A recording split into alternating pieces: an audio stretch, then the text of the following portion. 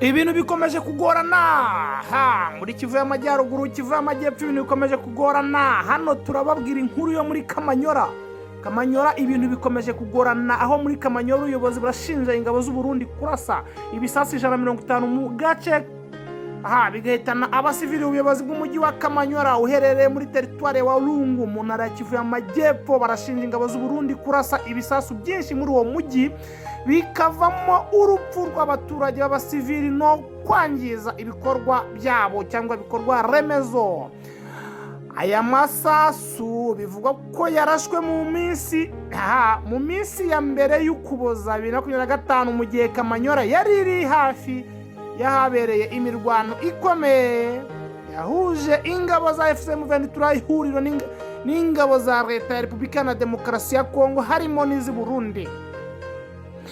Iyo mirwano yabereye ahiganjemo uduce twa Ruvungi, Rubarika, Katogota, bikarangira izo ngabo zitsinzwe. AFC/M23 ikomeje kwigarurira ibice byinshi birimo umujyi wa Uvira wafashwe ku itariki 9 2025 mu kwa 12.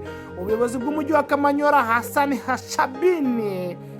Shabini yavuze ko guhera itariki y'Ukuboza uwo mujyi watangiye kugabwamo kugwaho ibisasu byarashwe bivuye ku butaka bw'i Burundi. Yatangaje ko muri rusange ibisasu bigera ku 150 byaguye muri Kamanyora, umujyi ufite ubuso bwa kilometero kare 7 utuwe n'abaturage barenga ibihumbi 100.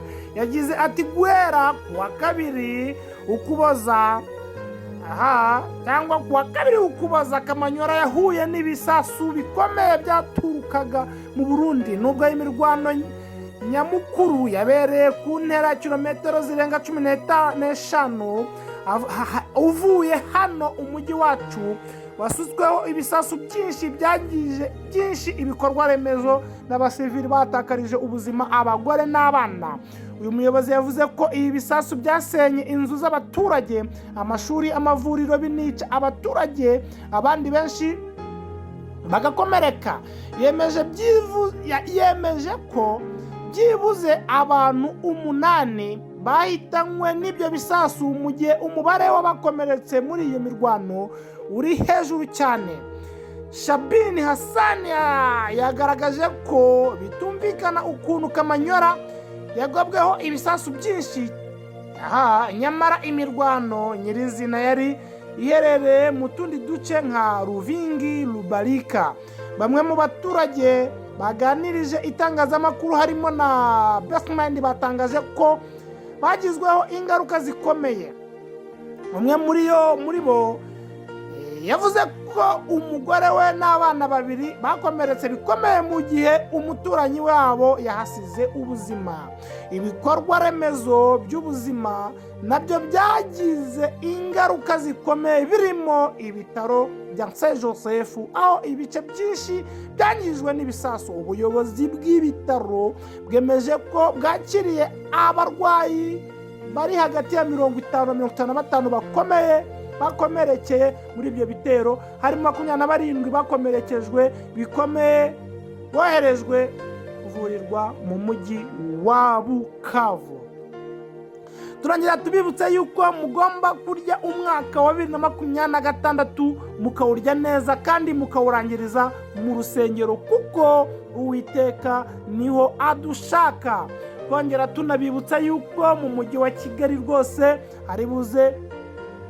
ari buze kuraswa ibyo bita fireworks.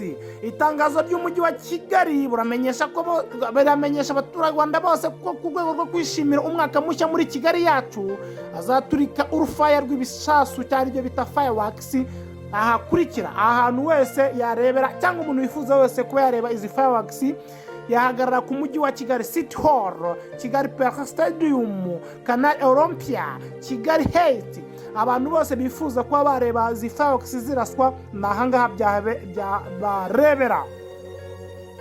Ahazaturikizwa ibishashi bigenewe abashyitsi baho.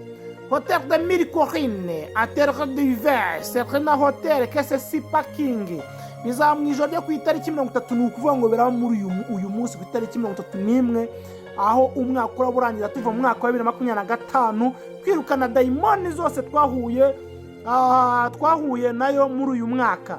Kongera tubibutsa yuko mu murenge wa Ndera mu mudugudu wa Nyakagezi uyu munsi twabashe gufata igisambo ruharwa. Uyu mujura akaba yitwa Ngabonziza Eric w'imyaka 24. Ninjoro tukaba twabashe gufata undi mujura wibaga ingurube. Uyu muntu akaba rwose yaribye matora, yibye n'ibiro 45 by'ibishyimbo, kandi uyu mugabo nawe rwose bagomba kumufata tukamugaragariza abaturage bakatubwira nabo bafatanyaga nabo. Nukuvuga ngo ubujura no muri mu mudugudu wa Nyakagezi bukomeje kwiyongera, kandi abantu biba na abantu ubona ko bazwi. Nukuvuga ngo uyu mugabo yibye ingurube. Uyu mwana nawe rwose witwaga Eric, nawe rwose Ngabonziza Eric w'imyaka 24, nawe yatoboraga amazu, ariko akaba yabashije gufatwa. Inzego z'umutekano zikazabigizemo uruhare. Ciao ciao, yari Best Mind TV. Ciao ciao.